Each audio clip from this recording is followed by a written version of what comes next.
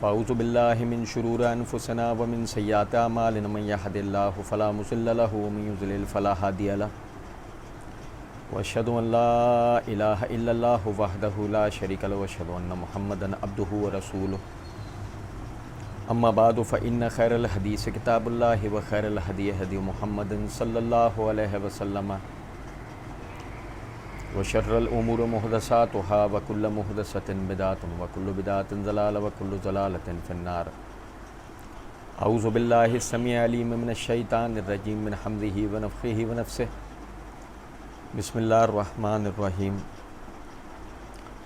اللہم صلی علی محمد وعلی آل محمد کما صلیت علی ابراہیم وعلی آل ابراہیم انک حمید مجید اللہم بارک علی محمد وعلی آل محمد کما بارکت علی ابراہیم وعلی آل ابراہیم انک حمید مجید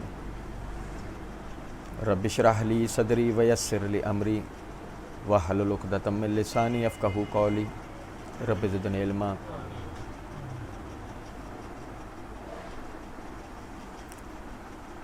محمد رسول اللہ والذین معہ اشداء علی الکفار رحماء بینہم تراہم رکعا سجدا یبتغون فضلا من اللہ ورضوانا سیماہم فی وجوہہم من اثر السجود ذالک مثلہم فی التوراۃ ومثلہم فی الانجیل کزرع اخرج شطأہ فآزرہ فاستغلظ فاستوى علی سوقہ یوجب الزراع لیغیظ بہم الکفار وعد اللہ الذین آمنوا وعملوا الصالحات منہم مغفرۃ واجرا عظیما۔ اللہ رب العزت کے فضل و کرم سے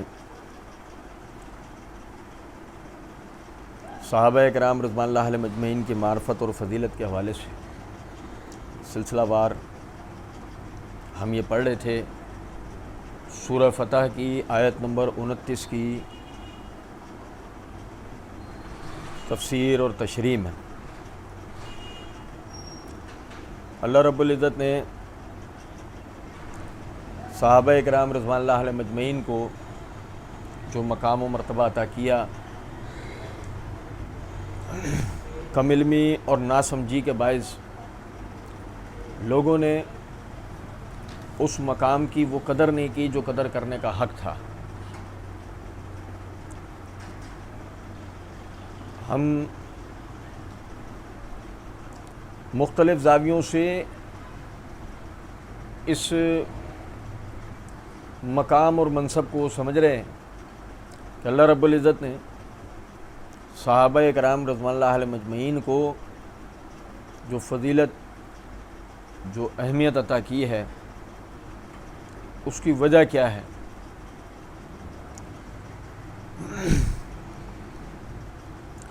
پچھلے درس میں آپ کو یاد ہوگا میں نے آپ بھائیوں کے سامنے بات رکھی تھی، اللہ رب العزت نے اس دین کی حفاظت کی ذمہ داری لی۔ محمد الرسول اللہ صلی اللہ علیہ وسلم آپ اللہ کے آخری رسول اور نبی ہیں، آپ کے بعد کوئی رسول اور نبی نہیں آنا، وحی کا سلسلہ ختم ہو چکا، اب وحی کسی طور نہیں آئے گی، پچھلی کتابوں میں رد و بدل ہو چکا، کہ جس کا مطلب یہ ہوا کہ ہم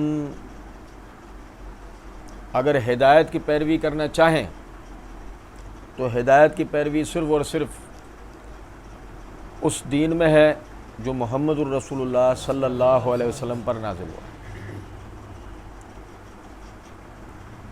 لیکن اگر وہ دین بھی بحفاظت ہم تک نہ پہنچے، اس کے ساتھ بھی وہ سب کچھ ہو جائے جو پچھلی الہامی تعلیمات کے ساتھ ہوا، تو پھر لازمی سی بات ہے لوگوں کی فلاح و ہدایت کی کوئی سبیل نہیں ہو سکتی۔ مرنے والا، ہر مرنے والا سیدھا جہنم میں جائے، کیونکہ اس کے پاس ہدایت ہی نہیں ہے، اس کے پاس عمل کی کوئی چیز ہی نہیں ہے۔ اللہ رب العزت نے فرمایا لا تحرک بہ لسانک لتعجل بہ، اسی وحی کے سلسلے کو محفوظ کرنے کے لیے محمد صلی اللہ علیہ وسلم وہ حرص رکھتے تھے کہ یہ مجھے حفظ ہو، میں اس کو امت تک بحسن و خوبی پہنچاؤں۔ اللہ رب العزت نے فرمایا کہ آپ اس کے لیے آپ صلی اللہ علیہ وسلم تیز تیز پڑھا کرتے تھے۔ جب جبرائیل وحی لے کر آتے تھے تو آپ ان کے ساتھ ساتھ تیز تیز پڑھتے، اس سے آپ کو بڑی تکلیف ہوتی تھی۔ اللہ رب العزت نے فرمایا لا تحرک بہ لسانک لتعجل بہ، کہ آپ اپنی زبان کو تکلیف مت دیا کریں کہ تاکہ جلدی میں اس کو یاد کریں۔ ان علینا جمعہ، بے شک اس وحی کا جمع کرنا ہماری ذمہ داری ہے، وقرآنہ، اور اس کے پڑھنے کے طریقے کو بھی۔ فَإِذَا قَرَأْنَاهُ فَاتَّبِعْ قُرْآنَهُ، تو جب پڑھا جا رہا ہو تو صرف پڑھنے کی پیروی کیا کریں۔ ثُمَّ إِنَّ عَلَيْنَا بَيَانَهُ، پھر جو اس کی وضاحت ہے، اس کی تشریح ہے، اس کا جو بیان ہے اس وحی کا، اس کی حفاظت کی ذمہ داری بھی ہماری ہے۔ ہم نے پچھلے درس میں جتنا وقت مل سکا تو پڑھا کہ صحابہ کرام رضوان اللہ علیہم اجمعین نے قرآن کو کس طریقے سے جمع کیا تھا، اور آج اللہ تعالیٰ کی دی ہوئی اس توفیق سے وہ قرآن ہم تک پہنچا۔ پھر اس کا بیان، قرآن کا جو بیان ہے، یعنی قرآن کی تشریح، قرآن کی وضاحت، وہ ہے محمد صلی اللہ علیہ وسلم کا فرمان۔ صحابہ کرام رضوان اللہ علیہم اجمعین نے جہاں نبی صلی اللہ علیہ وسلم سے سن کر قرآن کو لکھا، محفوظ کیا، وہیں ساتھ ہی ساتھ صحابہ کرام رضوان اللہ علیہم اجمعین نے آپ صلی اللہ علیہ وسلم کی قرآن پر دی گئی وضاحت، یعنی حدیث اور سنت کو صحابہ کرام رضوان اللہ علیہم اجمعین نے محفوظ کیا۔ ہمارے ہاں صورتحال یہ ہے، دو قسم کے طبقے موجود ہیں جو افراط و تفرید کا شکار ہیں۔ پہلا طبقہ وہ ہے جس کی مجبوری یہ ہے کہ صحابہ کرام رضوان اللہ علیہم اجمعین پر تنقید اور تنقیص کرنے کے بعد قرآن اور حدیث کو ماننا ممکن نہیں رہتا، جیسے انشاءاللہ اگلے درس کے اندر اس بات کی وضاحت آپ بھائیوں کے سامنے دیں گے۔ تو یہی وجہ ہے کہ وہ قرآن پر جیسے ایمان لانے کا حق ہے اس طرح ایمان نہیں لاتے ہیں، احادیث کو ماننے کے بجائے ان میں تشکیک، شکوک و شبہات پیدا کرتے ہیں۔ دوسرا طبقہ ایک اور ہے، ان کا اس سے بھی زیادہ برا حال ہے، وہ کہتے ہیں احادیث 250 سال بعد لکھی گئیں، یہ نبی صلی اللہ علیہ وسلم کے زمانے میں تو ہوا نہیں، تو کیا فائدہ ہوگا اس کا۔ آپ دیکھیں یہ موضوع نہیں ہے ہمارا، کبھی اللہ نے توفیق دی تو اس کے اوپر بہت تفصیل سے انشاءاللہ بات کریں گے۔ میں صرف عرض یہ کر رہا ہوں، آج اس کی یعنی کہ احادیث کی ہم ٹائپ پڑھتے ہیں، ٹائپنگ، اس کی کاپی، یہ جو لکھت ہے اس کا ایک مخصوص نام ہوتا ہے، وہ ابھی میری زبان پر نہیں آ رہا، تو ہم اس کو پڑھ رہے ہوتے ہیں کمپیوٹر کے اوپر، موبائل کے اوپر، اور جو پڑھ رہے ہیں ہم پڑھ کے کہہ رہے ہیں یہ وہی ہے کہ جو کتاب میں موجود ہے۔ سوال یہ پیدا ہوتا ہے کتاب کا لکھا ہوا محفوظ نہیں ہو سکتا، کمپیوٹر کا لکھا ہوا محفوظ کیسے ہوگا؟ لیکن نہیں، ایسا نہیں ہوتا، ہم اسے مانتے ہیں۔ اور پھر چھوڑیں اس بات کو نا کہ قرآن اور حدیث، اس وقت دنیا کی 90% معلومات انٹرنیٹ پر موجود ہے، اس 90% معلومات کو من وان ہم تسلیم کرتے ہیں گویا وہ الہامی معلومات ہے۔ ہم اس کے پیچھے یہ تحقیق نہیں کرتے کہ آیا یہ سچ ہے، یہ جھوٹ ہے، لیکن اصل مسئلہ یہ ہے کہ اس کے پیچھے عمل کی کوئی بحث نہیں ہے، حلال و حرام کا کوئی معاملہ نہیں ہے۔ دین اسلام کو تسلیم نہ کرنے کے پیچھے وجہ ہے حلال و حرام سے بھاگنا، عمل سے بھاگنا۔ جو آدمی عمل سے بھاگنا چاہتا ہے وہ اس میں شکوک و شبہات پیدا کرتا ہے۔ بہرحال اللہ رب العزت نے چونکہ اس دین کی ذمہ داری، اس دین کی حفاظت کی ذمہ داری لی، اللہ رب العزت نے قرآن کو محفوظ کیا، اس کی قرأت کو محفوظ کیا، جیسے کہ ہم نے پچھلے درس میں پڑھا تھا، اسی طرح اللہ رب العزت نے احادیث کو محفوظ کیا، اور صحابہ کرام رضوان اللہ علیہم اجمعین نے جس طرح قرآن کو لکھا اس طرح احادیث کو بھی لکھا۔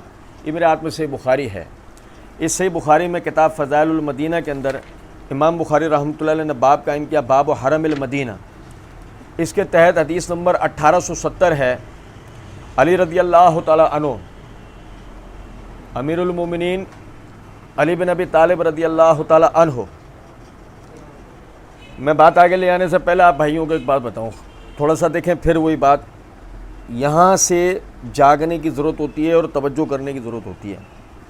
بہت ساری باتیں ایسی ہوتی ہیں کہ جن کو ہم پڑھ چکے ہوتے ہیں، سن چکے ہوتے ہیں، لیکن توجہ نہ کرنے کی وجہ سے بعد میں جب وہ اشکالات ہمارے سامنے آتے ہیں جس کے جوابات پہلے ہو چکے ہیں، تو چونکہ ہم نے توجہ سے سنا نہیں تھا، تو یہی وجہ ہے کہ ہم اس وقت پریشان ہو رہے ہوتے ہیں کہ اب اس کا کیا حل کریں۔ میری بات آپ سمجھ رہے ہیں نہیں؟ اب دیکھیں، جو طبقہ صحابہ کرام کی نقل کا اعتبار نہیں کرتا، وہ کہتا ہے کہ جس نے، یعنی یہ جو دین ہے اس کے محفوظ ترین ذریعہ ہے اہل بیت۔ کون ہے؟ نبی صلی اللہ علیہ وسلم کے اہل بیت نے نبی صلی اللہ علیہ وسلم سے اس کو لکھا، ان سے ان کے اولادوں نے، اولادوں سے ان کے اولادوں نے، اور یہ سلسلہ گیا 12ویں امام تک، 12ویں امام کے بعد ہم تک۔ اچھا، ابھی اس سے بحث نہیں ہے کہ 12ویں امام تک پہنچا تھا نہیں پہنچا تھا، اور پھر وہ ہمیں پہنچا یا نہیں پہنچا جو 12ویں امام تک پہنچا تھا، ابھی بحث اس سے نہیں ہے۔ بحث اس بات سے ہے کہ جو ہمیں صحیح حدیث ملتی ہے وہ کیا ہے۔ علی بن ابی طالب رضی اللہ تعالیٰ، میں جان بوجھ کے اس لیے پہلے اہل بیت کا نام لیا ہے، دیگر کسی حضرات کا نام نہیں، کہیں گے نہیں جی ان کی بات کیوں نہیں کریں گے، پہلے انہی کی بات میں کر رہا ہوں۔ علی رضی اللہ تعالیٰ عنہ بیان کرتے ہیں، میرے پاس اللہ کی کتاب، بھائی توجہ کریں، میرے پاس اللہ کی کتاب اور نبی کریم صلی اللہ علیہ وسلم کے اس صحیفے کے سوا جو نبی صلی اللہ علیہ وسلم سے میں نے لکھا اور کوئی چیز لکھی ہوئی صورت میں نہیں ہے۔ کیا کہتے ہیں کہ نبی صلی اللہ علیہ وسلم سے میں نے اللہ کی کتاب اور اس صحیفے کے سوا کہ جس میں شرعی احکام تھے، اس کے سوا اور کوئی چیز میرے پاس لکھی ہوئی صورت میں نہیں ہے۔ یہ کس بات کا جواب ہے؟ کہنے والے نے سوال کیا، حضرت رسول اللہ صلی اللہ علیہ وسلم نے آپ کے لیے کوئی وصیت کی تھی کیا؟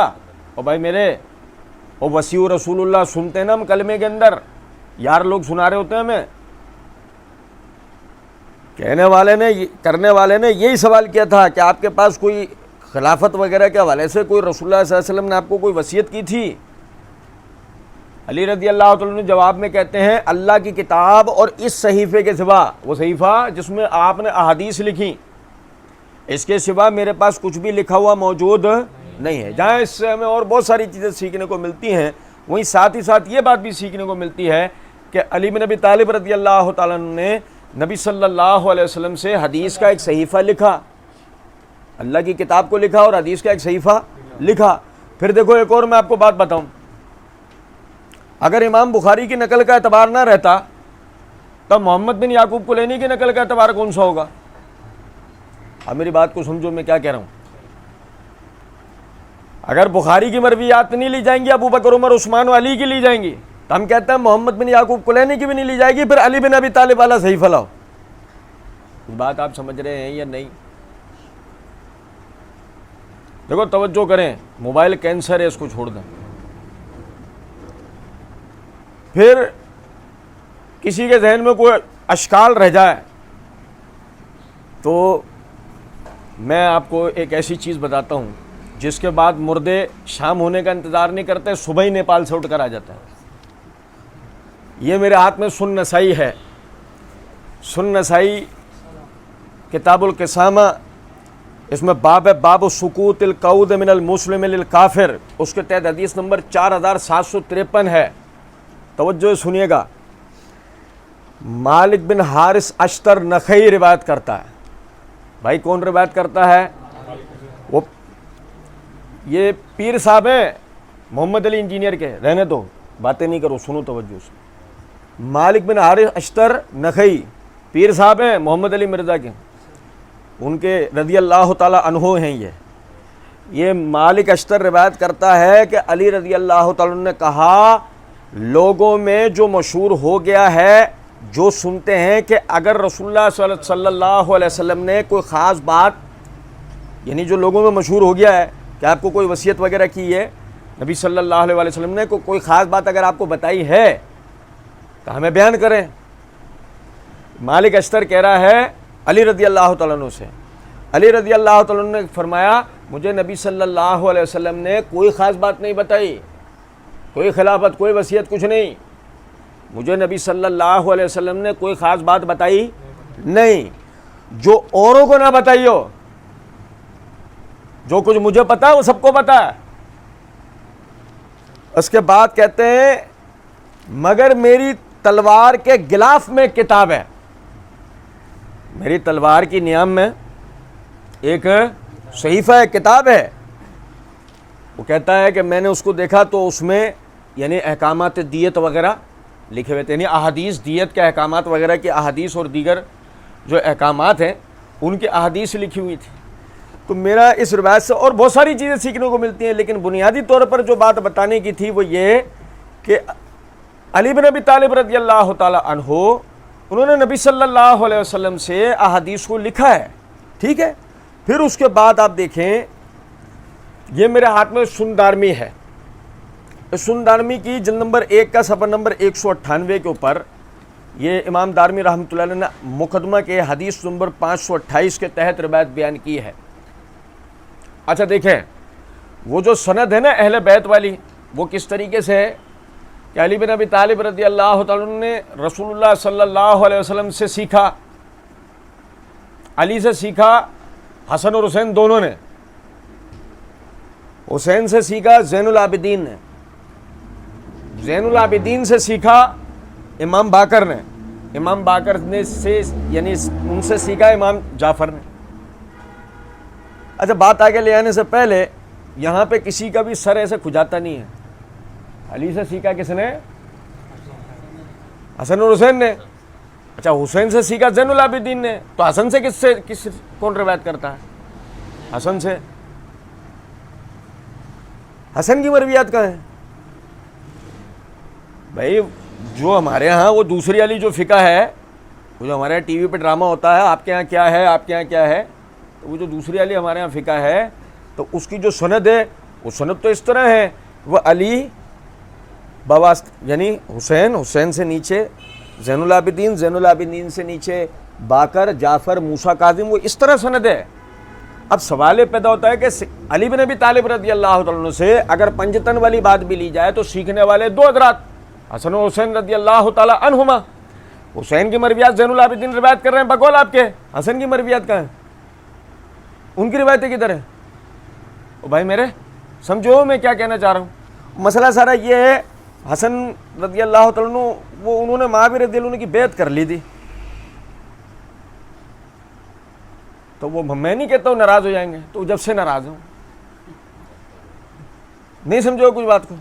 یہ حدیث نمبر 528 ہے۔ شرحبیل بن سعد رحمۃ اللہ علیہ بیان کرتے ہیں کہ حسن بن علی بن ابی طالب، کون میرے بھائی؟ حسن بن علی بن ابی طالب نے اپنے بیٹوں، اپنے بھتیجوں کو بلایا اور کہا اے میرے بچوں، اے میرے بھتیجوں، تم ابھی چھوٹے ہو، تم ابھی چھوٹے ہو، ان قریب وہ وقت آئے گا جب تم دوسرے لوگوں کی طرح بڑے ہو جاؤ گے، اس لیے تم دین کا علم حاصل کرو، تم دین کا علم حاصل کرو۔ تم میں سے جو شخص احادیث کو یاد کرنے کی صلاحیت نہیں رکھتا، تم میں سے جو شخص احادیث کو یاد کرنے کی صلاحیت نہیں رکھتا وہ انہیں لکھ لے، وہ انہیں لکھ لے اور اسے اپنے گھر میں سنبھال کے رکھے۔ نہیں سمجھے ہو کچھ بات یا نہیں؟ یہ سلسلہ اہل بیت سے ہی، اہل بیت کی ہی تعلیمات میں، اہل بیت نے ہی جو روایت کیا اسی میں یہ سلسلہ کس طریقے سے ہے کہ حسن رضی اللہ تعالیٰ نے اپنے بیٹوں، بھتیجے کون ہیں؟ سمجھے ہو میں کیا کہہ رہا ہوں؟ بیٹے بھتیجے سب اکٹھے کیے گئے، ان کو کہا گیا بیٹا علم حاصل کرو، جو تم میں سے یاد نہیں کر سکتا وہ لکھے۔ اس کا مطلب خود حضرات لکھتے رہے، بعد میں لکھنے کی توجہ دلاتے رہے۔ یہ ہے اہل بیت کی سنت۔ بات میری سمجھ رہے ہیں یا نہیں؟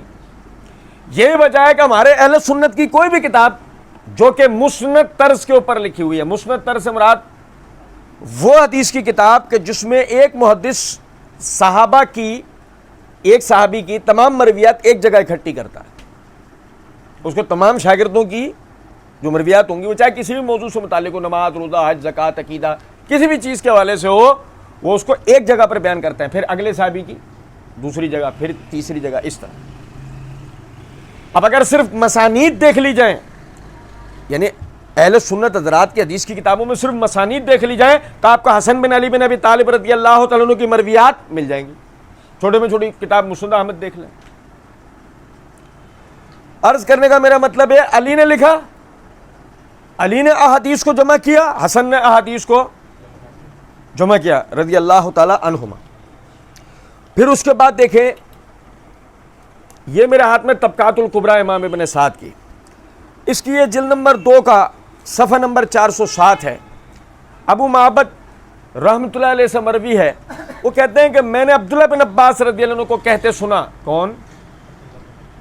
چچا عباس کے بیٹے عبداللہ، چچا عباس کے بیٹے عبداللہ، یہ اہل بیت کی تیسری سند ہے۔ آپ سمجھو میں کیا بتانا چاہ رہا ہوں۔ صورتحال یہ ہے کہ وہاں آپ کو کہہ رہے ہیں کہ یہ اہل بیت کی سند ہے ایک، ہم کہتے ہیں ہمارے اہل سنت کے پاس اہل بیت کی کئی اسانید ہیں،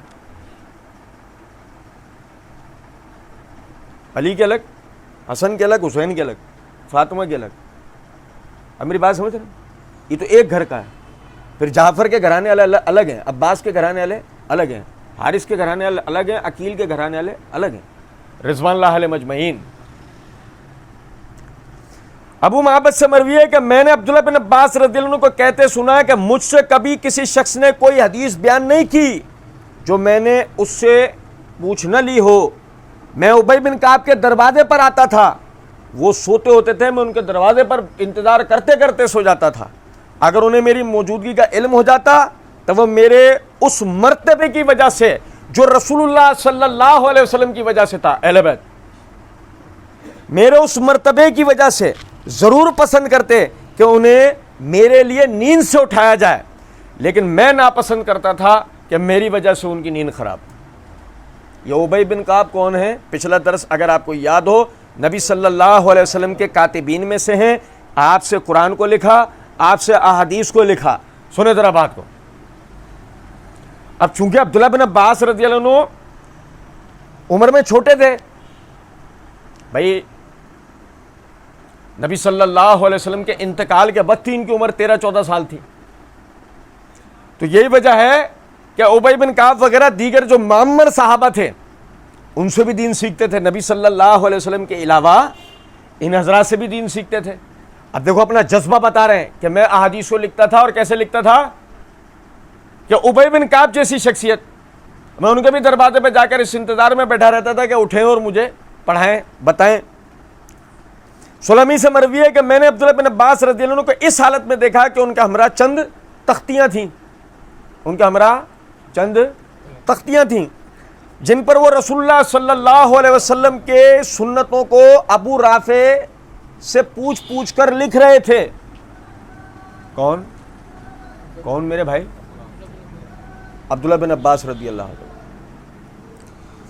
ابو سلمی وہ کہتے ہیں کہ میں نے ابن عباس رضی اللہ عنہ کو کہتے سنا کہ میں رسول اللہ صلی اللہ علیہ وسلم کے اصحاب، مہاجرین اور انصار کے اکابرین کے ساتھ لگا رہتا تھا، ان سے رسول اللہ صلی اللہ علیہ وسلم کی سیرت اور ہر وہ حکم، ہر وہ حدیث، ہر وہ بات کہ جو قرآن کی تشریح ہے، کہ جس کے اوپر نازل ہوا ہے، میں وہ پوچھا کرتا تھا۔ میں ان میں سے جس کے پاس بھی گیا وہ رسول اللہ صلی اللہ علیہ وسلم کے ساتھ میری قرابت کی وجہ سے میرے آنے پر بہت خوش ہوتے تھے۔ ایک روز ابی بن کعب سے، جو کہ علم میں سب سے مضبوط ترین تھے، ان سے قرآن پوچھنے لگا، وہ سورت پوچھنے لگا جو مدینے میں نازل ہوئی، تو انہوں نے کہا اس حوالے سے 27 سورتیں نازل ہوئی ہیں اور بقیہ مکے میں نازل ہوئی ہیں۔ سمجھے ذرا بات کو۔ وہ کیا کہتے ہیں کہ میں مہاجرین ہوں یا انصار ہوں، ان میں جو حضرات معمر تھے میں ان کے ساتھ مسلسل لگا رہتا تھا، نبی صلی اللہ علیہ وسلم کی سیرت پوچھ پوچھ کے لکھتا رہتا تھا، اور قرآن کی تفسیر کو ان سے پوچھ پوچھ کے لکھتا رہتا تھا. سمجھے ہیں بات کو نہیں؟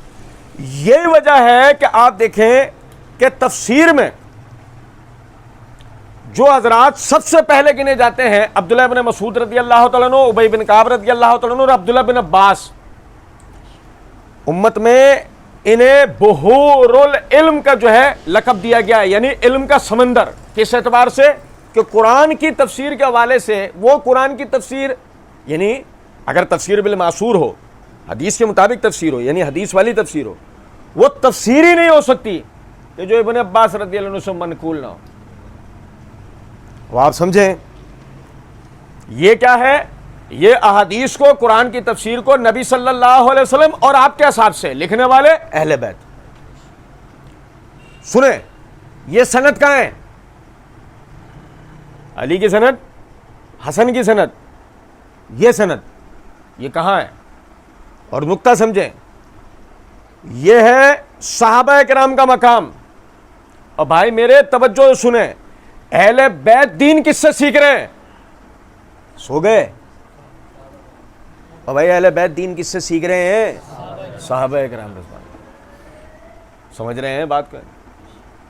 اب سنیں یہ طبقات، اس کی جلد نمبر 5 کا صفحہ نمبر 280 قریب بن ابی مسلم کے حالات کے اندر لکھا ہوا ہے کہ ان کی کنیت ابو رشدین تھی. عبداللہ بن عباس بن عبد المطلب کے آزاد کردہ غلام تھے. موسیٰ بن عقبہ سے مروی ہے کہ قریب نے ابن عباس رضی اللہ عنہ کی کتب میں سے ایک پورا اونٹ بھر کر کتابیں ہمارے پاس رکھی تھیں. بھائی میرے یہ کس کی بات ہو رہی ہے؟ عبداللہ بن عباس رضی اللہ تعالیٰ عنہ. انہوں نے کتنا لکھا ہے کہ قریب بن ابی مسلم، ان سے موسیٰ بن عقبہ کہتے ہیں کہ قریب بن ابی مسلم نے کہا کہ ابن عباس رضی اللہ عنہ کی جو کتابیں تھیں، جو انہوں نے لکھی، وہ کتابیں اونٹ بھر کے ہمارے پاس تھیں، یعنی اونٹ پہ لد کے آئی تھیں، وہ ہمارے پاس تھیں. علی بن عبداللہ بن عباس، کون؟ علی بن عبداللہ بن عباس، عباس کے بیٹے عبداللہ، عبداللہ کے بیٹے علی، چچا عباس کے پوتے، قریب بن ابی مسلم کے کلاس فیلو. عبداللہ بن عباس کے بیٹے ہیں اور قریب کے کلاس فیلو ہیں. کہتے ہیں علی بن عبداللہ بن عباس جب کوئی کتاب لکھنے کا ارادہ کرتے، بھائی میرے اہل بیت کی سند کا تیسرا طبقہ، جب وہ کسی کتاب کو لکھنے کا ارادہ کرتے تو ہمیں وہ کہا کرتے تھے کہ فلاں فلاں کتاب بھیج دو، فلاں کتاب، یعنی ابن عباس رضی اللہ عنہ کی فلاں کتاب بھیج دو. پھر وہ اسے دیکھ کر اس میں سے پھر وہ لکھتے تھے، پھر دونوں میں سے اصل ہمیں بھیج دیا کرتے تھے. او بھائی میرے ابن عباس رضی اللہ عنہ نے لکھا، ابن عباس رضی اللہ عنہ سے ان کے شاگردوں نے لکھا، جس میں علی بن عبداللہ بن عباس نے بھی لکھا، یعنی اہل بیت کا سنت کا تیسرا طبقہ. اب میری بات سمجھے، میں یہ بتانا چاہ رہا ہوں، عباس، عباس کے بیٹے عبداللہ، عبداللہ کے بیٹے علی. علی کی مرویات کہاں ہیں؟ علی کی احادیث کدھر ہیں؟ علی نے جو احادیث لکھی، علی بن عبداللہ بن عباس نے، عبداللہ بن عباس نے جو لکھی، وہ کہاں ہیں؟ الحمدللہ اہل سنت کی کتابوں میں. آپ میری بات سمجھ رہے ہیں میں کیا کہہ رہا ہوں؟ انہوں نے دین کو محفوظ کیا، انہوں نے دین کو محفوظ کیا، نبی صلی اللہ علیہ وسلم کی احادیث کو لکھا. اللہ کے فضل و کرم سے وہ احادیث آج وہ ہم تک پہنچی. پھر اس کے بعد یہ دیکھیں، یہ میرے ہاتھ میں علل الصغیر امام ترمذی کی، یہ سنن کے آخر میں، یعنی یہ رسالہ موجود ہے. علل الصغیر میں یہ باب ہے کہ شاگرد کا اپنے استاد کے سامنے پڑھنا، شاگرد کا اپنے استاد کے سامنے علم دین کو پڑھنا. اس کے تحت یہ روایت ہے کہ اہل طائف کا ایک گروہ عبداللہ بن عباس رضی اللہ عنہ کے پاس آیا. ان کے پاس، عبداللہ بن عباس کے پاس ایک کتاب تھی.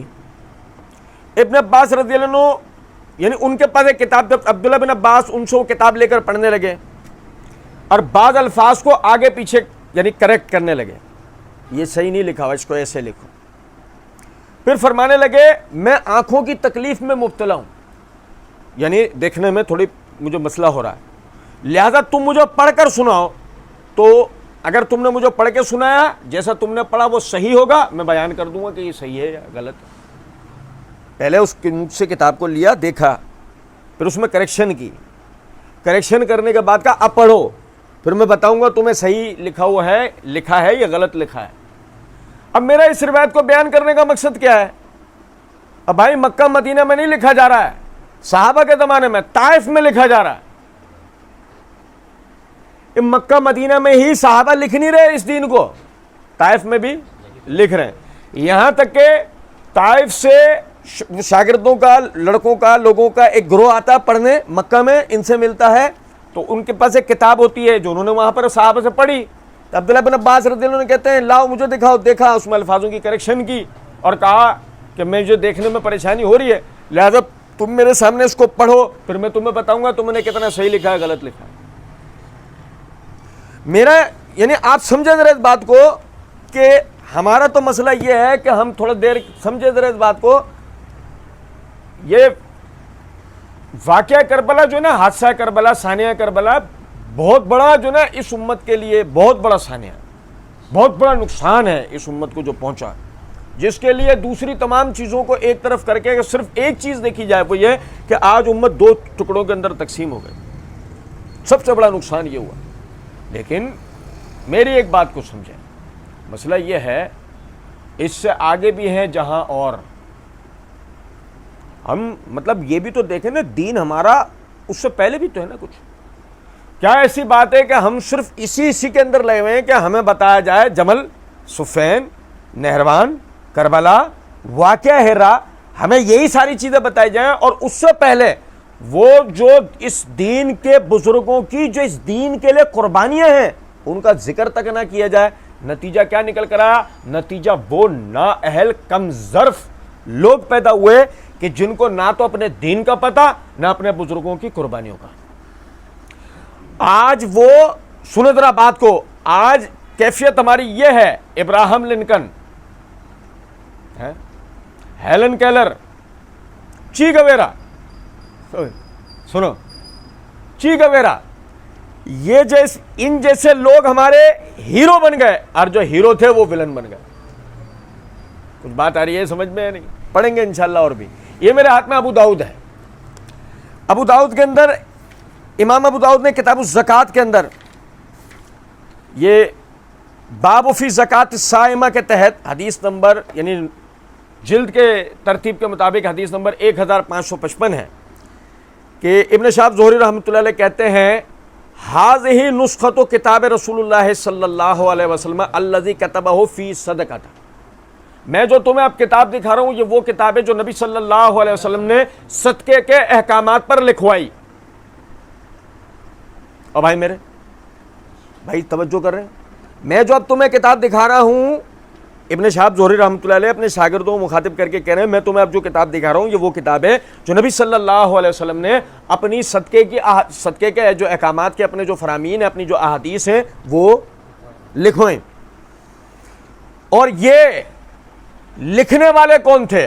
سنو ذرا بات کو, یعنی جن کے پاس یہ لکھ کر یہ محفوظ ہوئی جا کے, اندہ آلو عمر بن الخطاب, عمر فاروق رضی اللہ عنہ کا گھرانہ, عمر فاروق رضی اللہ تعالیٰ عنہ کا گھرانہ. یہ احکامات لکھی ہوئی صورت میں کس کے پاس پہنچے؟ عمر رضی اللہ تعالیٰ عنہ کے گھرانے والوں کے پاس. ابن شہاب زہری رحمۃ اللہ علیہ کیا کہتے ہیں, سنو ذرا توجہ سے. قال ابن شہاب اقرانیہا سالم بن عبداللہ بن عمر, ہمیں اس کو پڑھایا سکھایا اس کتاب کو ہمیں سالم بن عبداللہ بن عمر نے. او بھائی میرے, عمر بن الخطاب بیٹے عبداللہ, عبداللہ کے بیٹے بڑے سالم, سالم کے شاگرد ابن شہاب زہری. وہ کہتے ہیں ہمیں یہ کتاب, یعنی عمر رضی اللہ عنہ کے پاس یہ کتاب تھی, عمر رضی اللہ عنہ سے بیٹے عبداللہ نے پڑھی, عبداللہ سے سالم نے, سالم سے ابن شہاب زہری رحمۃ اللہ علیہ, ابن شہاب زہری رحمۃ اللہ علیہ نے اس کو پڑھ کے اس کی اجازت حاصل کی, اور اب وہ اپنے شاگردوں کو پڑھاتے ہوئے اس طرح کتاب دکھاتے ہیں یہ وہ کتاب ہے. سمجھ میں آیا؟ 250 سال کا چوچلا. بھائی میرے سنو توجہ سے. وہ کہتے ہیں میں نے اس کو اچھی طریقے سے یاد کیا اور حضرت عمر بن عبدالعزیز رحمۃ اللہ علیہ اس کتاب کو عبداللہ بن عمر رضی اللہ عنہما کے پاس سے اور سالم بن عبداللہ بن عمر رضی اللہ عنہما کے پاس سے اس کو نقل کراتے تھے. سالم اور عبداللہ دو بیٹے کس کے؟ عبداللہ بن عمر رضی اللہ عنہ کے. سالم اور عبداللہ دونوں نے اپنے باپ سے پڑھا. عمر بن عبدالعزیز رحمۃ اللہ علیہ ایک سے نہیں باری باری دونوں سے نقل کراتے اس کو. ٹھیک ہے. اب کیا مقصد ہے اس بات کا؟ دیکھو احادیث لکھی گئی، محفوظ کی گئی، صحابہ نے احادیث کو محفوظ کیا. پہلے طبقے میں عمر، دوسرے طبقے میں عبداللہ بن عمر، تیسرے طبقے میں ان کے بیٹے سالم اور عبداللہ. سمجھے ہو یا نہیں؟ علی نے احادیث کو لکھا، حسن نے سب گھرانے والوں کو لکھوایا، اس کی طرف توجہ دلائی. ابن عباس نے لکھا اور ابن عباس نے اس دین کے اوپر اتنا زیادہ لکھا، ایک اونٹ بھر کر کتابیں تو ایک شاگرد کے گھر میں گئی ہیں. او بھائی میرے سمجھ رہے ہیں یا نہیں؟ پھر عمر رضی اللہ تعالیٰ نے یعنی باقاعدہ وہ احادیث جو کہ زکوٰۃ و صدقات کے احکامات کے حوالے سے تھیں وہ لکھیں. اچھا پھر سنیں ذرا بات کو. پھر نبی صلی اللہ علیہ وسلم کے خاص شاگرد، اب دیکھو موضوع نہیں ہے لیکن پھر بھی ایک ٹیزر دے رہا ہوں آپ کو. انشاءاللہ آگے ہم اس کے اوپر تفصیلاً جو نا پڑھیں گے انشاءاللہ.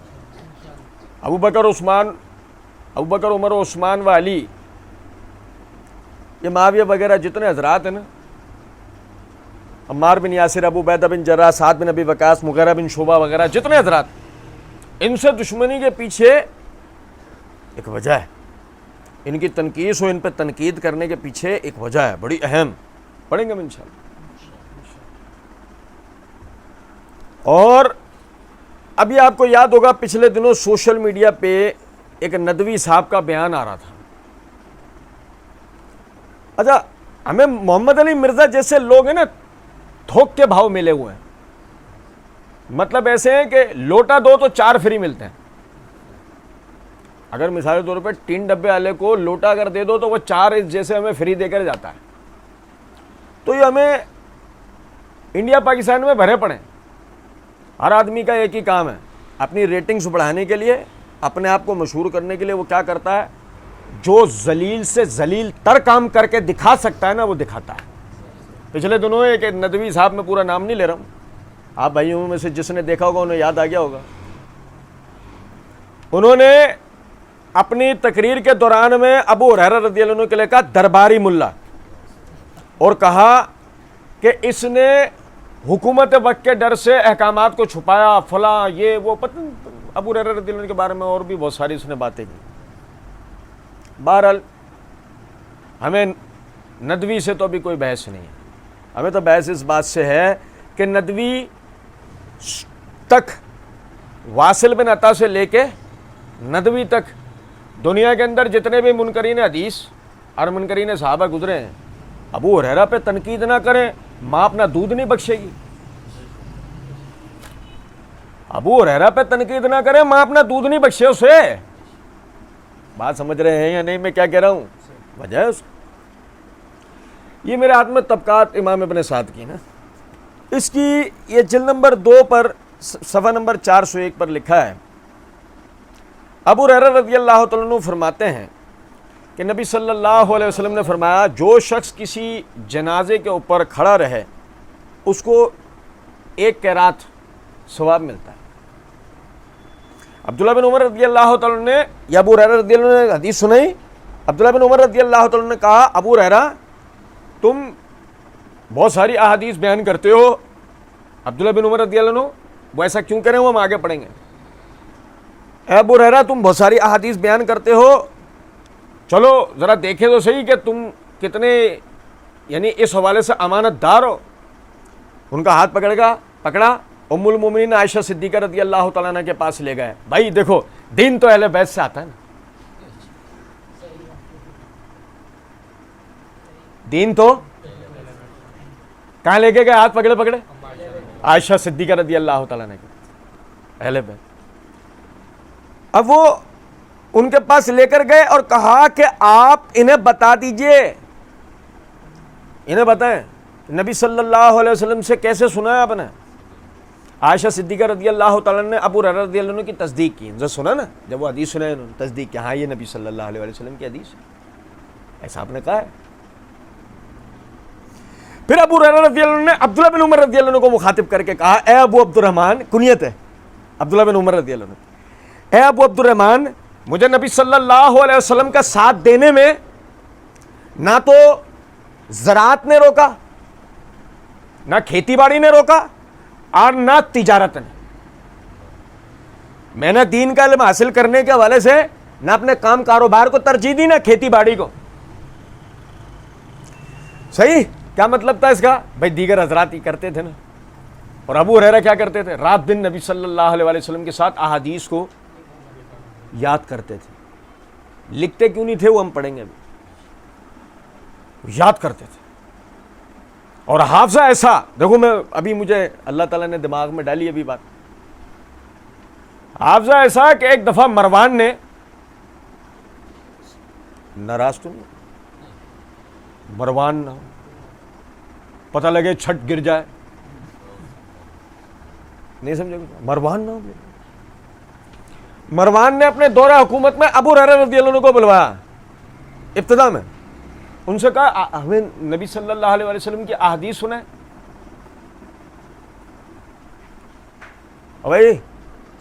بھائی سمجھ آ رہا ہے؟ مروان ابو ہریرہ رضی اللہ عنہ کہہ رہا ہے قوالی سناؤ،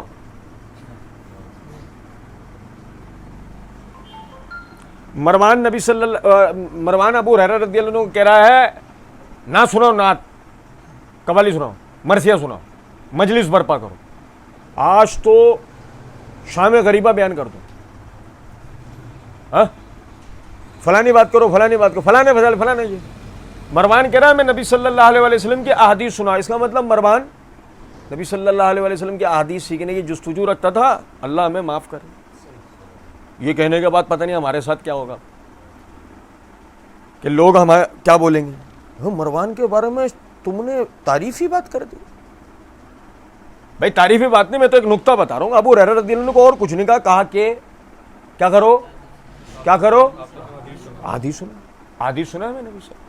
ابو ہریرہ رضی اللہ عنہ نے احادیث سنائی۔ مروان نے پسے پردہ 3 کاتبین بٹھا رکھے تھے کہ جو بیان کریں لکھنا۔ اور بھائی میرے یار دین ایسے ہی محفوظ نہیں ہوا، اللہ کی قسم، ہم صرف ماتم میں لگے ہوئے ہیں، یقین کرو، ہم صرف گالیاں دینے میں لگے ہوئے ہیں، انہوں نے محنت کی ہے، ہم صرف بکواس کرنے میں لگے رہے، انہوں نے کام کیا، انہوں نے کام کیا۔ پسے برتا 3 آدمی بیٹھے ہوئے لکھ رہے ہیں، جن کو ابو ہریرہ کو پتا وہ لکھ رہے ہیں۔ جب انہوں نے سنا اللہ آپ کو جزائے خیر دے، ٹھیک ہے چلے، مجھے مدت سے یاد نہیں ہے، سال بعد، 3 سال بعد، 5 سال بعد ابو ہریرہ رضی اللہ تعالیٰ عنہ کو مروان نے دوبارہ بلوایا کہ حضرت نبی صلی اللہ علیہ وسلم کی احادیث سنائیے اور فلاں مسئلے پر سنائیے۔ کیا مطلب فلاں مسئلے پر سنائیے؟ کیونکہ وہ پہلے انہوں نے بیان کی تھی اور وہ لکھی ہوئی ہیں، وہ پہلے سے پڑھ لی گئی ہیں، اور ابھی بھی وہ صحیفے ہاتھوں میں ہیں، وہ کتاب ہاتھوں میں جو ان سے نوٹ بک جو لکھی تھی۔ ابو ہریرہ رضی اللہ عنہ نے بیان کرنا شروع کیا، پیچھے پسے پردہ کاتبین بیٹھے چیک کر رہے ہیں، ابو ہریرہ رضی اللہ عنہ بیان کر رہے ہیں، بیان کر دیا۔ مروان نے کاتبین کو بلوایا، آؤ ہاں بتاؤ کیا رپورٹ ہے، سن رہے ہیں؟ کاتبین کہنے لگے حضرت ایک نقطے کا بھی فرق نہیں ہے، ایک نقطے کا، پرویز کی قبر میں دھماکہ ہو گیا، ایک نقطے کا بھی فرق نہیں، یقین کر۔ یہ کیا ہو گیا؟ 250 سال کا فلسفہ نالی میں بہہ گیا، یہ کیا ہو گیا؟ سنیں،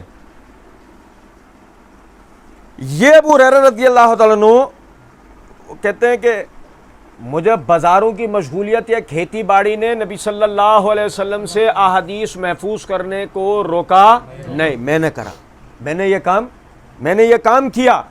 عبداللہ بن عمر رضی اللہ عنہ تصدیق تو پہلے ہو چکی ہے، یہ بات بھی سنی کہ بات بھی صحیح ہے، کہا کہ اے ابو ہریرہ تمہیں ہم سے زیادہ نبی صلی اللہ علیہ وسلم کی احادیث کا علم ہے، تمہیں ہم سے زیادہ، ندوی سے بھی زیادہ، ندوی سے بھی زیادہ نبی صلی اللہ علیہ وسلم کی احادیث کا علم ہے، اور تم ہم سب سے زیادہ آپ صلی اللہ علیہ وسلم کی احادیث کے حافظ ہو۔ اللہ تعالیٰ ابو ہریرہ رضی اللہ عنہ کے درجات بلند کرے۔ اور سنیں ذرا بات کو، یہ میرے ہاتھ میں صحیح بخاری ہے، اس صحیح بخاری کتاب العلم کے اندر باب الحرص علی الحدیث، اس کے تحت حدیث نمبر 98، ابو ہریرہ رضی اللہ تعالیٰ عنہ فرماتے ہیں کہ رسول اللہ صلی اللہ علیہ وسلم قیامت کے دن، یعنی نبی صلی اللہ علیہ وسلم سے مخاطب ہو گیا، اللہ کے رسول صلی اللہ علیہ وسلم قیامت کے دن آپ کی شفاعت کا سب سے زیادہ مستحق کون ہوگا؟ آپ صلی اللہ علیہ وسلم نے فرمایا ابو ہریرہ میں جانتا تھا، او بھائی حدیث کہاں کی؟ صحیح بخاری۔ سنو، اے ابو ہریرہ میں جانتا تھا کہ تجھ سے پہلے کوئی شخص بھی مجھ سے یہ حدیث نہیں پوچھے گا، تجھ سے پہلے کوئی شخص بھی مجھ سے یہ حدیث، کیونکہ میں دیکھتا ہوں تجھے میری حدیث سننے کا سب سے زیادہ شوق ہے۔ اور بھائی میں عربی میں پڑھ دیتا ہوں، کوئی کیا اپنا ترجمہ گھسیڑ دیا۔ سنو ذرا بات کو، کہ لما رأیت من حرصک علی الحدیث، کہ میں نے تیرے اندر حدیث کو سننے کا شوق دیکھا ہے۔ سنو اب سن، قیامت کے دن سب سے زیادہ میری شفاعت کا مستحق وہ شخص ہوگا جس نے اپنے دل کے خلوص کے ساتھ لا الہ الا اللہ کہا ہوگا، یعنی اس کلمے کا اقرار اپنے دل کے خلوص کے ساتھ کیا ہوگا، اس کے معنی مفہوم کو جانے کا۔ نبی صلی اللہ علیہ وسلم سکاہت بیان کر رہے ہیں ابو ہریرہ کی، میت اڑ گئی۔ اگر سے غیرت ہو نا بندے کے اندر تو یقین کرو اگلا جو ندوی صاحب کا بیان آئے گا وہی آئے گا خودکشی حلال ہے اور میں مر رہا ہوں، یقین کر۔ نبی صلی اللہ علیہ وسلم سکاہت بیان کر رہے ہیں، اس کو کہہ رہا ہے درباری ملا۔ کیسے ذلیل لوگ ہیں آپ دیکھیں۔ میں تجھ میں اپنی احادیث کو سیکھنے سمجھنے کی حرص پاتا ہوں۔ اور سنو، یہی کتاب العلم میں حدیث نمبر 113 کیا ہے؟ ابو ہریرہ رضی اللہ عنہ فرماتے ہیں، یعنی حمام بن منبہ آپ کے شاگرد ہیں، بہت خاص شاگردوں میں سے، ان کی حدیث کی کتاب الحمدللہ حمام بن منبہ نے جو ابو ہریرہ رضی اللہ عنہ سے احادیث لکھی تھی وہ الحمدللہ ہمارے پاس لائبریری میں موجود ہے۔ وہ کہتے ہیں کہ ابو ہریرہ رضی اللہ عنہ نے فرمایا کہ نبی صلی اللہ علیہ وسلم کے صحابہ میں مجھ سے زیادہ احادیث کا روایت کرنے والا اور کوئی نہیں ہے۔ نبی صلی اللہ علیہ وسلم کے صحابہ میں مجھ سے زیادہ احادیث کا روایت کرنے والا کوئی نہیں ہے، لیکن عبداللہ بن عمرو بن عاص انہوں نے زیادہ حدیثیں روایت کی۔ عبداللہ بن عمرو بن عاص انہوں نے زیادہ حدیثیں روایت کی۔ وجہ کیونکہ وہ لکھتے تھے، میں لکھ نہیں سکتا تھا، انہیں لکھنا آتا تھا۔ وہ نبی صلی اللہ علیہ وسلم کی احادیث کو براہ راست کیا کہہ رہے ہیں؟ روایت کہاں سے پڑھ رہا ہوں؟ صحیح بخاری۔ وہ نبی صلی اللہ علیہ وسلم کی احادیث کو لکھا کرتے تھے، مجھے لکھنا نہیں آتا تھا، میں اپنے حفظ کرتا تھا، یاد کرتا تھا۔ خود ابو ہریرہ رضی اللہ عنہ نے یہ بتا دیا کہ نبی صلی اللہ علیہ وسلم کے زمانے میں احادیث کو لکھا جاتا تھا۔ کچھ بات آ رہی ہے سمجھ میں نہیں؟ اور خود بتایا کہ لکھنے والا کون تھا، اپنی خود انہوں نے کیا روایت کیا؟ عبداللہ بن عمرو بن عاص۔ یہ میرے ہاتھ میں سنن دارمی ہے، اس سنن دارمی کی جلد نمبر 1 کا صفحہ نمبر 194 حدیث نمبر 503۔ ابو قبیل وہ کہتے ہیں کہ میں نے عبداللہ بن عمرو بن عاص رضی اللہ تعالیٰ عنہ سنا کہ ایک مرتبہ ہم نبی صلی اللہ علیہ وسلم کے ساتھ بیٹھے ہوئے آپ کی احادیث لکھ رہے تھے. ہم نبی صلی اللہ علیہ وسلم کے ساتھ بیٹھے ہوئے آپ کی احادیث کو لکھ رہے تھے تو کسی پوچھنے والے نے آپ صلی اللہ علیہ وسلم سے سوال کیا کہ اللہ کے رسول صلی اللہ علیہ وسلم اب سب سے پہلے کون سا علاقہ فتح ہوگا؟ اللہ کے رسول اب سب سے پہلے کون سا علاقہ فتح ہوگا؟ قسطنطنیہ یا رومیا؟ قسطنطنیہ یا رومیا؟ نبی اکرم صلی اللہ علیہ وسلم نے فرمایا سب سے پہلے ہرقل کا شہر فتح ہوگا، یعنی قسطنطنیہ. اب سنیں ذرا بات کو، غور طلب نکتہ ہے کہ وہ کیا کہتے ہیں کہ ہم نبی صلی اللہ علیہ وسلم کے ساتھ بیٹھے ہوئے کیا کر رہے تھے؟ احادیث لکھ رہے تھے. بات آ رہی ہے سمجھ میں؟ علی بن ابی طالب نے احادیث کو لکھا، علی بن ابی طالب نے احادیث کو لکھا، حسن بن علی بن ابی طالب نے احادیث کو لکھا، عبداللہ بن عباس نے احادیث کو لکھا، علی بن عبداللہ بن عباس نے احادیث کو لکھا، قریب بن ابی مسلم ان کے شاگرد، وہ یہ سب ایک زمانے میں ہو رہا کام، انہوں نے ان احادیث کو لکھا. یہ اہل بیت کے اندر سند ہے، یہ ساری یہ اہل بیت کے اندر سند ہے. پھر اس کے بعد عمر رضی اللہ تعالیٰ عنہ، نبی صلی اللہ علیہ وسلم کے زمانے میں احادیث جو لکھی گئی صدقات کے حوالے سے جو روایات تھی، وہ کتاب کس کے پاس؟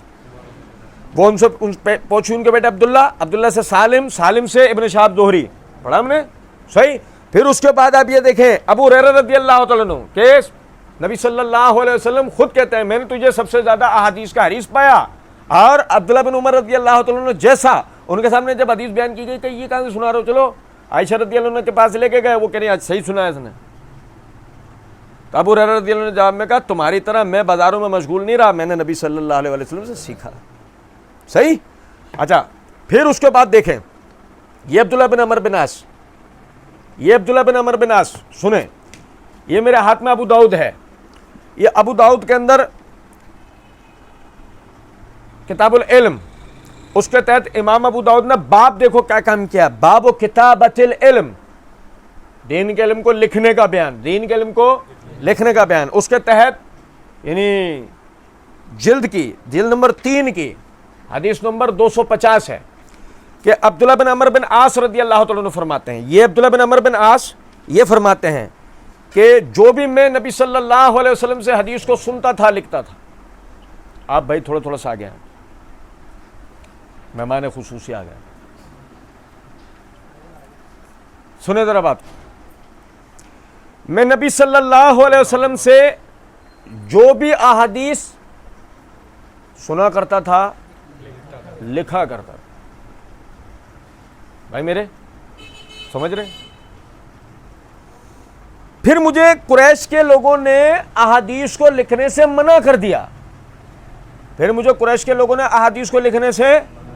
منع کر دیا اور کہا تم آپ صلی اللہ علیہ وسلم سے سنی ہوئی ہر ایک بات کو لکھ لیتے ہو، حالانکہ نبی صلی اللہ علیہ وسلم ایک انسان ہیں، آپ کو غصہ بھی آتا ہے، آپ خوشی کی کیفیت میں بھی ہوتے ہیں، دونوں قسم کی حالت میں آپ گفتگو بھی کرتے ہیں، لہذا ہر بات. عبداللہ بن عمر بن عاص کہتے ہیں کہ میں نے یہ سنا ان سے تو میں نے لکھنا چھوڑ دیا. ابھی کچھ عرصہ بھی نہیں گزرا تھا کہ پھر میں نے اس بات کا ذکر آپ صلی اللہ علیہ وسلم سے کیا تو آپ صلی اللہ علیہ وسلم نے انگلی کا اشارہ اپنے چہرے کی طرف کیا اور فرمایا تم لکھا کرو.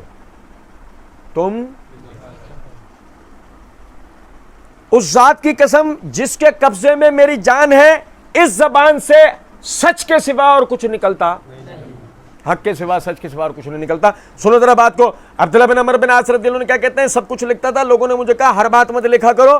پھر نبی صلی اللہ علیہ وسلم سے اس بات کا ذکر ہوا تو آپ نے حکم دیا کیا کرو؟ اکتب، لکھ. کیا کر؟ سمجھ میں آ رہی ہے کچھ بات؟ نہیں. نبی صلی اللہ علیہ وسلم صحابہ سے قرآن لکھوا رہے ہیں، نبی صلی اللہ علیہ وسلم صحابہ سے احادیث لکھوا رہے ہیں. اور یہ ذرا سنو، یہ سیر اعلام النبلاء ہے میرے ہاتھ میں، امام ذہبی رحمۃ اللہ علیہ وہ کہتے ہیں کہ عبداللہ بن عمرو بن عاص رضی اللہ عنہ کہتے ہیں کننا عند رسول اللہ نکتب ما یقول، ہم نبی صلی اللہ علیہ وسلم کے پاس بیٹھے ہوئے آپ صلی اللہ علیہ وسلم کی ہر ایک بات لکھا کرتے تھے۔ وہ دیکھو نا کہ جب ہر ایک بات لکھنے سے روکنے کی کوشش کی تو نبی صلی اللہ علیہ وسلم نے کیا کہا، کیا فرمایا، ہر بات لکھ، اس زبان سے حق کے سوا اور کچھ نکلتا نہیں۔ تو وہ عبداللہ بن عمرو بن عاص اب کیا کہتے ہیں، کننا عند رسول اللہ نکتب ما یقول، جو بھی نبی صلی اللہ علیہ وسلم فرمایا کرتے تھے ہم سب کچھ لکھا کرتے تھے۔ اور پھر اس کے بعد یہ دیکھیں، یہ سنن ترمذی ہے، اس سنن ترمذی کی جلد نمبر 4 کے اندر کتاب الدعوات، اس میں 30واں باب ہے، اس کے تحت حدیث نمبر 3789 ہے۔ ابو راشد حبرانی وہ کہتے ہیں کہ میں عبداللہ بن عمرو بن عاص رضی اللہ عنہ کے پاس آیا اور ان سے عرض کی کہ تم نے جو کچھ بھی نبی صلی اللہ علیہ وسلم سے سنا ہے وہ ہم سے بھی بیان کرو۔ انہوں نے مجھے ایک کتاب پکڑائی، انہوں نے مجھے، اور بھائی میرے سنا، میں نے کہا کیا ہے کہ انہوں نے کیا کیا، انہوں نے مجھے ایک کتاب اور فرمایا یہ وہ صحیفہ ہے جو رسول اللہ صلی اللہ علیہ وسلم سے ہم نے لکھا تھا۔ سمجھے بات کو یا نہیں؟ لکھا بھی گیا، اور جس طرح قرآن کتابی شکل میں جمع ہوا اس طرح احادیث بھی کتابی شکل میں صحابہ کرام رضوان اللہ علیہم اجمعین نے جمع کیے۔ توجہ ہی نہیں کر رہے۔ علی نے لکھا، حسن نے لکھا، عبداللہ بن عباس نے لکھا، ابو ہریرہ نے لکھا، عبداللہ بن عمرو بن عاص نے لکھا۔ اور سنو عبداللہ بن عمرو بن عاص کیا کہتے ہیں، یہ میرے ہاتھ میں اسد الغابہ ہے، اس کی جلد نمبر 2 کا صفحہ نمبر 335۔ مجاہد رحمۃ اللہ علیہ کہتے ہیں کہ ایک دن عبداللہ بن عمرو بن عاص کے پاس میں گیا، میں نے ان کے بستر کے نیچے سے ایک کتاب دیکھی، اٹھا لی، انہوں نے مجھے روکا اور کہا آپ مجھ سے کسی بھی چیز کے دینے میں انکار نہیں پائیں گے سوائے اس کے۔ مجاہد شاگرد ہیں عبداللہ بن عمرو بن عاص، وہ کہتے ہیں کہ مجھ سے کچھ بھی مانگ لو سوائے اس کے، یہ نہیں دوں گا، ٹھیک ہے۔ انہوں نے کہا اس کا سبب یہ ہے کہ یہ وہ کتابیں ہیں کہ جن میں یہ وہ کتاب ہے کہ جس میں میں نے نبی صلی اللہ علیہ وسلم کی احادیث کو لکھا تھا، اس میں نے نبی صلی اللہ علیہ وسلم کی احادیث لکھ رکھی ہیں۔ اور سنو، یہ احادیث وہ جو لکھی ہیں یہ وہ ہیں جو میں نے بغیر واسطے کے نبی صلی اللہ علیہ وسلم سے خود سنی ہے۔ کیا مطلب ہے؟ ابھی میں نے تھوڑی دیر پہلے آپ کو بتایا تھا نا کہ عبداللہ بن عباس رضی اللہ عنہ ابی بن کعب رضی اللہ عنہ کے دروازے پر ان کے جاگنے کا انتظار کرتے رہتے ہیں کہ اٹھیں گے تو میں ان سے سنوں گا، اور کہتے ہیں کہ میں اکابرین مہاجر و انصار کے ساتھ لگا رہتا تھا کہ میں نبی صلی اللہ علیہ وسلم کی سیرت کو لکھوں، آپ کے قرآن کے حوالے سے بیان کردہ احکامات کو لکھوں۔ تو اس کا مطلب ایک واسطہ عبداللہ بن عباس رضی اللہ عنہ کا اور رسول اللہ صلی اللہ علیہ وسلم کے درمیان بھی پایا جاتا ہے، لیکن عبداللہ بن عمرو بن عاص رضی اللہ عنہ کتاب لکھتے ہیں اور اس کتاب میں صرف ان احادیث کو اکٹھا کرتے ہیں جو کہتے ہیں کہ میں نے یہ وہ احادیث اکٹھی کی ہیں جو میں نے براہ راست نبی صلی اللہ علیہ وسلم کی زبان مبارک سے سنی ہے۔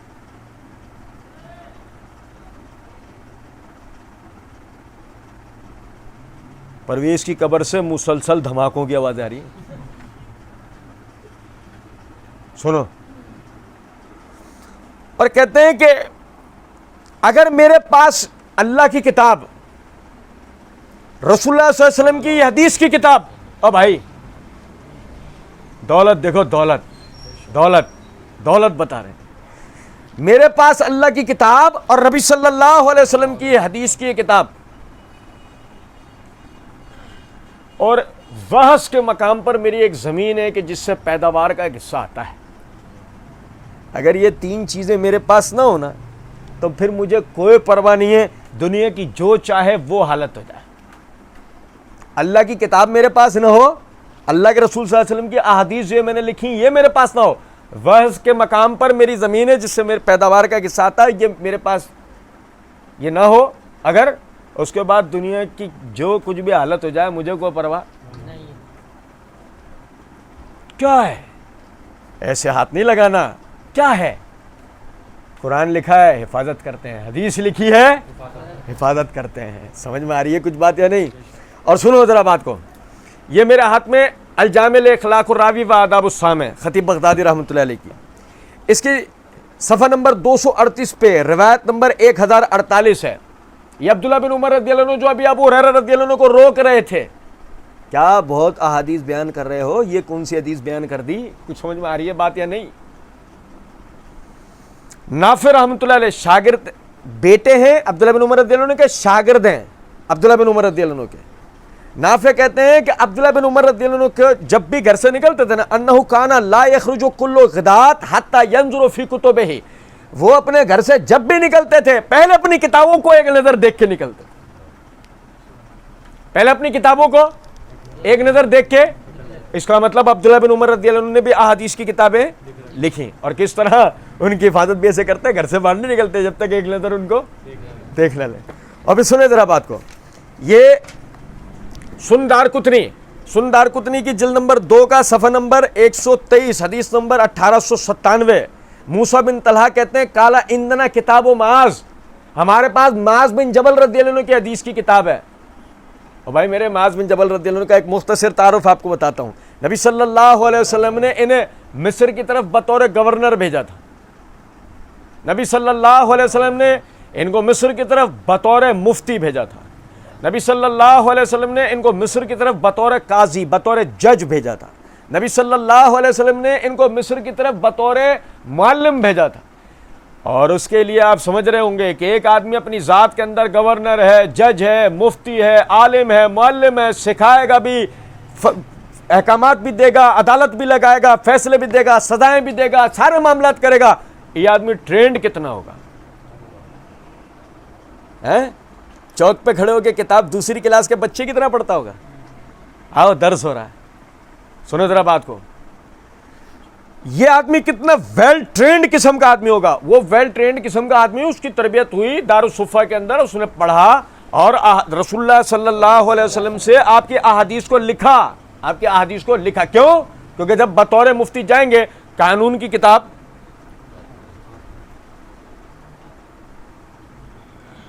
بطور قاضی قانون کی کتاب ہونی چاہیے. قانون کی کتاب کیا ہے؟ جو نبی صلی اللہ علیہ وسلم سے قرآن اور احادیث کو لکھا. تو موسیٰ بن طلحہ کہتے ہیں اندنا کتاب و معاذ رضی اللہ عنہ نے جو وہ کتاب لکھی تھی وہ ہمارے پاس تھی، جو انہوں نے نبی صلی اللہ علیہ وسلم سے لکھی. اس میں کیا تھا؟ انہ انما اخذ الصدقۃ من حنطہ والشعیر والزبیب والتمر. اس میں صدقہ زراعت کی کن کن اشیاء کے اوپر لیا جائے گا اس کے احکامات لکھے ہوئے تھے. اور سنو غور طلب بات، یہ میرا ہاتھ میں مصنف ابن ابی شیبہ ہے، اس کی یہ جلد نمبر 2 کا صفحہ نمبر 21 سے کتاب الزکوٰۃ ہے. باب من قال اذا كانت البقر دون 30 فليس فيها شيء، باب کے تحت حدیث نمبر 18 ہے.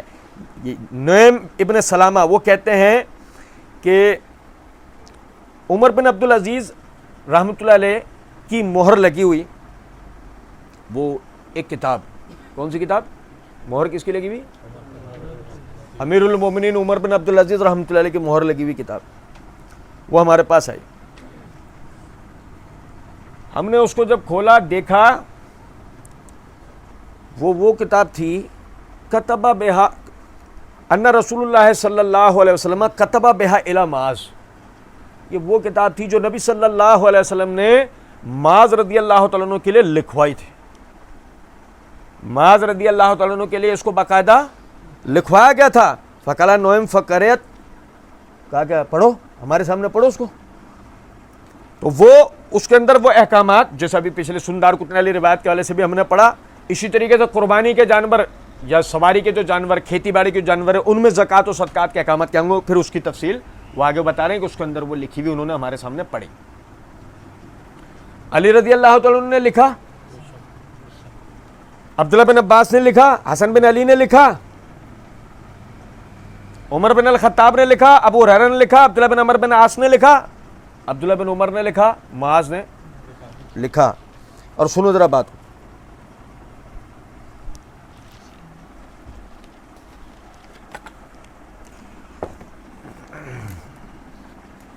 یہ میرے ہاتھ میں مستدرک حاکم ہے، اس کی جلد نمبر 5 کا صفحہ نمبر 374 375 ہے.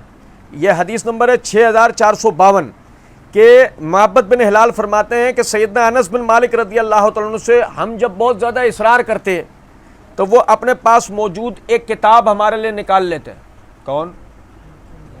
کیا نکالتے؟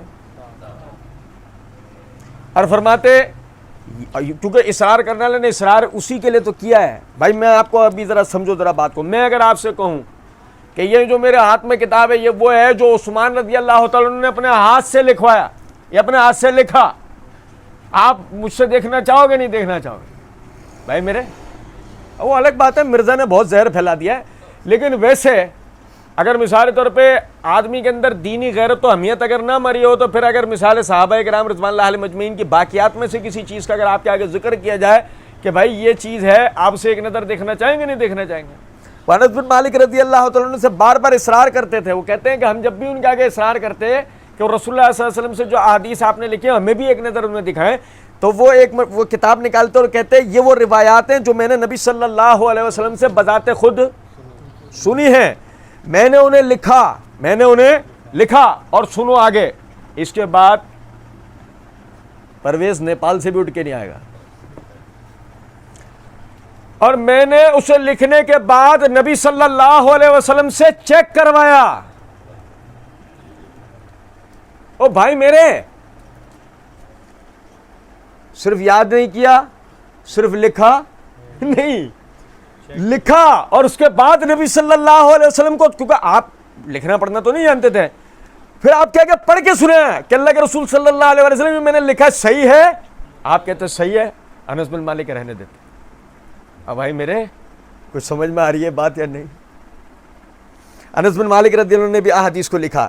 پھر اس کے بعد یہ دیکھیں, یہ میرے ہاتھ میں معجم الکبیر ہے امام طبرانی رحمۃ اللہ علیہ کی, اس کی یہ جلد نمبر 3 کا صفحہ نمبر 150 حدیث نمبر 4284 ہے. رافع بن خدیج کہتے ہیں کہ ہم نبی صلی اللہ علیہ وسلم کے ساتھ تھے, سنیں توجہ سے, تو آپ نے کہا تحدثوا ولیتبوأ من کذب علی مقعدہ من جہنم, مجھ سے حدیثیں بیان کرو, مجھ سے حدیثیں لکھو.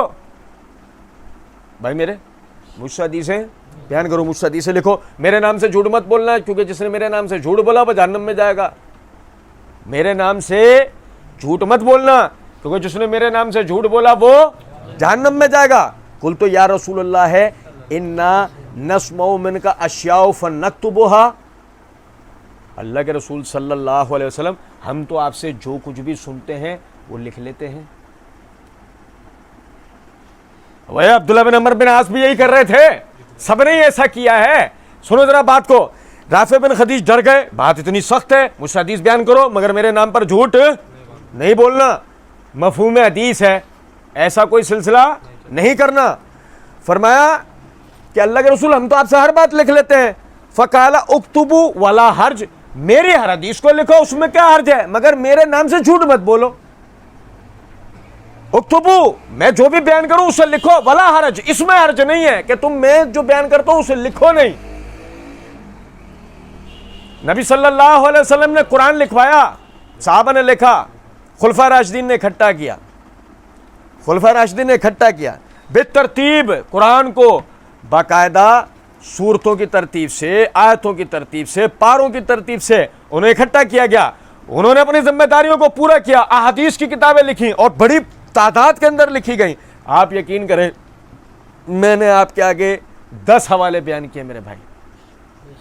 ان 10 حوالوں سے بیان کرنے کا صرف مقصد یہ تھا کہ صحابہ کرام رضوان اللہ علیہم اجمعین کی محنت آپ کو پتہ لگ جائے کہ آج جو بھی آج اسلام کے نام پر آپ آج جو کچھ بھی کر رہے ہیں مرہون منت ہے صحابہ کرام رضوان اللہ علیہم اجمعین کا. اور سنو, ابو بکر عمر عثمان و علی نے وہ کام کیا تھا, قرآن اکٹھا کرنے والا. ابو بکر عمر عثمان و علی نے احادیث کو جمع کرنے کا کام کیا, لیکن کیا کریں, ابو بکر عمر عثمان کو باہر سے پیسے نہیں آتے تھے کہ ایک کمرے میں بند ہو کر ویڈیوز بناؤ ہمارے خلاف. اور بھائی میرے سن رہے ہیں یا نہیں؟ سنو, محنت کی ہے انہوں نے, اس دین کی خدمت کے لیے رات دن ایک کیے انہوں نے, فتوحات کا سلسلہ وسیع کیا انہوں نے, ایک بر اعظم سے دوسرے بر اعظم, دوسرے سے تیسرے انہوں نے حکومت کی. ہم سے تو گاڑی کھاتا فتح نہیں ہوا آج تک, انہوں نے 3 بر اعظموں کو فتح کیا. اور سنیں ذرا بات کو, حدیث نمبر 504, حدیث نمبر 503 سن دارمی کے والے سے بھی آپ بھائیوں کو میں نے پڑھ کے سنائی تھی, جلد نمبر 1 کا صفحہ نمبر 194 حدیث نمبر 504. سنو, ابو بکر بن محمد بن عبداللہ بن حزم، نام ذہن میں رہے گا، بڑا خاص نام ہے. سب سے پہلے جس کے لیے نبی صلی اللہ علیہ وسلم نے اپنی احادیث کو لکھنے کا حکم دیا وہ یہ صحابی ہیں. صحیح. یہی وجہ ہے کہ کتابت حدیث کی دلیل دینے کے لیے امام مالک رحمۃ اللہ علیہ نے ان کی روایت کو درج کیا ہے. ابو بکر بن ابی حزم کی، ان کی ابو بکر بن عبداللہ بن حزم کی روایت کو درج کیا انہوں نے. عبداللہ بن دینار رحمۃ اللہ علیہ فرماتے ہیں کہ حضرت عمر بن عبدالعزیز رحمۃ اللہ علیہ خلیفۃ المسلمین عمر بن عبدالعزیز رحمۃ اللہ علیہ، انہوں نے ابو بکر بن محمد بن عبداللہ بن حزم کو خط لکھا. کیا کیا؟ آپ کے پاس جو نبی صلی اللہ علیہ وسلم کی مستند احادیث ہیں، بھائی میرے مستند کا لفظ آ رہا ہے یہاں اس جگہ پہ آ رہا ہے مستند کا لفظ. عربی عبارت پڑھ دیتا ہوں، کوئی کہے کہ نہیں انہوں نے اپنی طرف سے گھسیڑ دیا. سنو ذرا، اکتب الیہ بما ثبت عندک من الحدیث عن رسول اللہ صلی اللہ علیہ وسلم.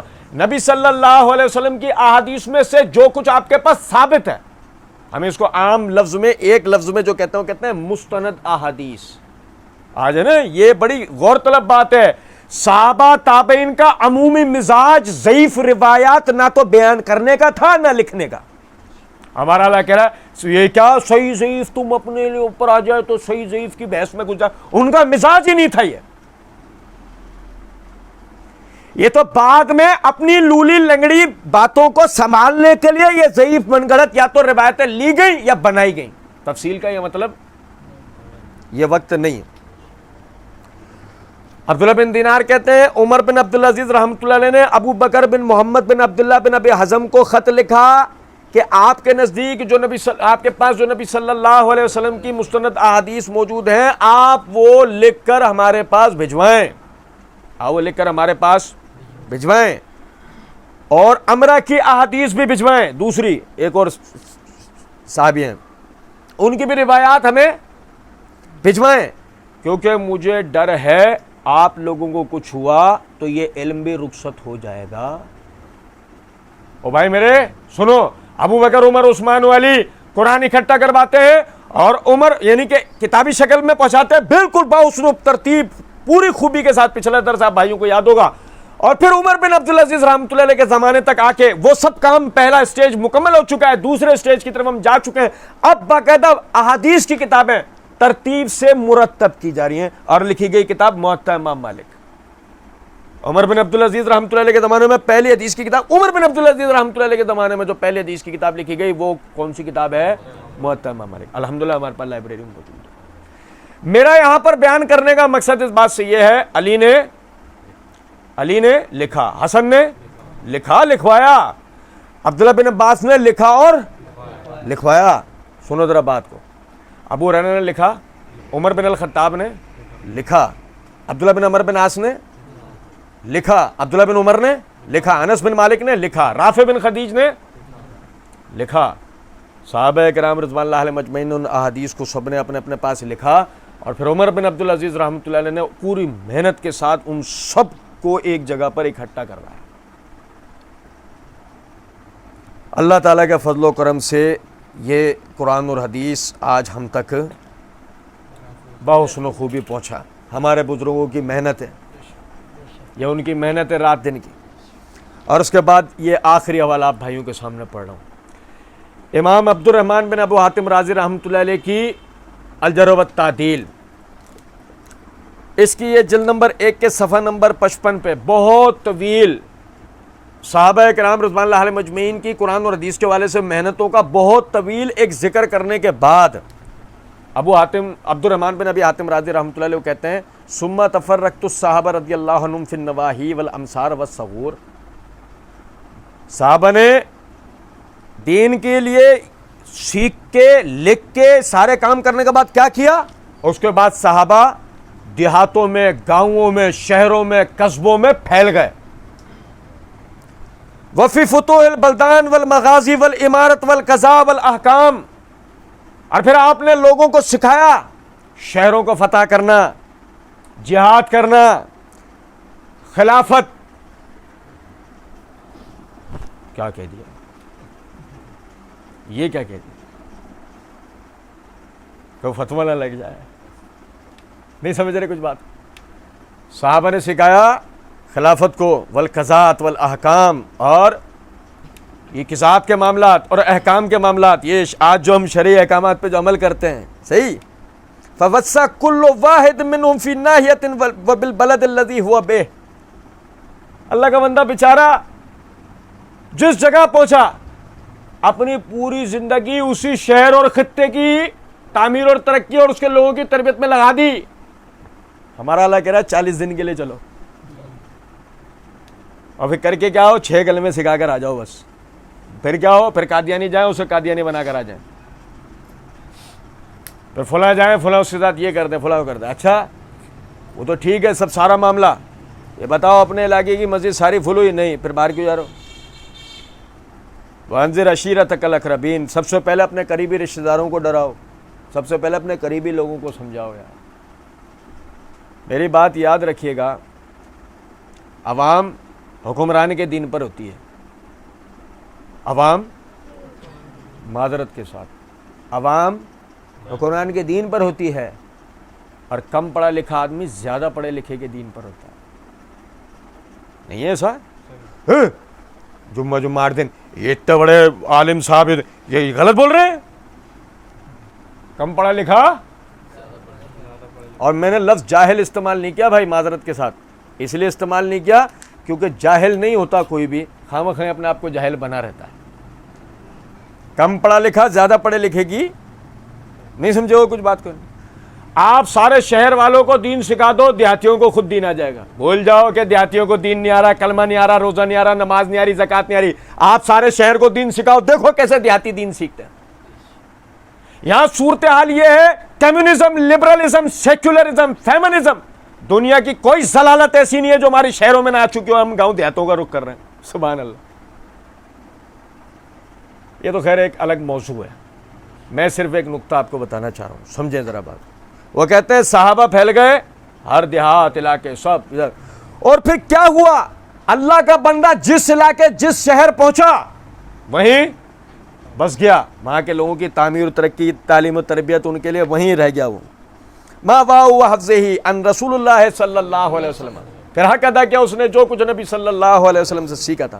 وحکموا بحکم اللہ عز وجل، اور اللہ کی حاکمیت کے اوپر، اللہ کی بیان کردہ شریعت کے اوپر فیصلے کرتا رہا. وامضوا الامور علی ما سن رسول اللہ صلی اللہ علیہ وسلم، اور اللہ کی کتاب پہ عمل کرنے کے لیے نبی صلی اللہ علیہ وسلم کی سنت ہی سیکھتا سمجھتا اور لوگوں کو سکھاتا رہا. وفتو فیما سئل عنہ مما حذرہم من جواب رسول اللہ صلی اللہ علیہ وسلم ان نظائرها من المسائل، اور جب بھی اس کو کوئی فتویٰ کسی بھی مسئلے کے حوالے سے پوچھا جاتا تو وہ نبی صلی اللہ علیہ وسلم سے جو کچھ اس نے آپ کو کرتے دیکھا تھا، جو کچھ آپ کو بیان کرتے ہوئے دیکھا تھا، اس کو مد نظر رکھتے ہوئے سائل کو فتوے کا جواب دیتا. وَجَرَدُوا أَنفُسَهُم مَا تَقَدَّمَ حُسْنِ نِيَّتِ وَالْقُرْبَةُ إِلَى اللَّهِ تَقَدُّسُ اسْمُهُ لِتَعْلِيمِ النَّاسِ وَالْفَرَائِضِ وَالْأَحْكَامِ. اور یہ سب کچھ اس اللہ کے بندے نے، یعنی ان اللہ کے بندوں نے صرف اس بنیاد پہ حسن نیت کے ساتھ کہ اللہ کا ہمیں قرب حاصل ہو جائے، اس نیت کے ساتھ انہوں نے کیا، اور لوگوں کو انہوں نے دین کی تعلیم دی، فرائض سکھائے، احکام سکھائے، سنتیں سکھائیں، حلال و حرام سکھائے، حتیٰ قبضہم اللہ عز وجل، یہاں تک کہ اللہ رب العزت نے ان سب کو اپنے پاس اٹھا لیا. رضوان اللہ و مغفرت و رحمت علیہم اجمعین، اللہ کی ان کے ساتھ رضا شامل حال ہوئی، ان کی مغفرت ہوئی، ان پر اللہ رب العزت کی طرف سے رحمت ہوئی، سب کے سب پر ہوئی.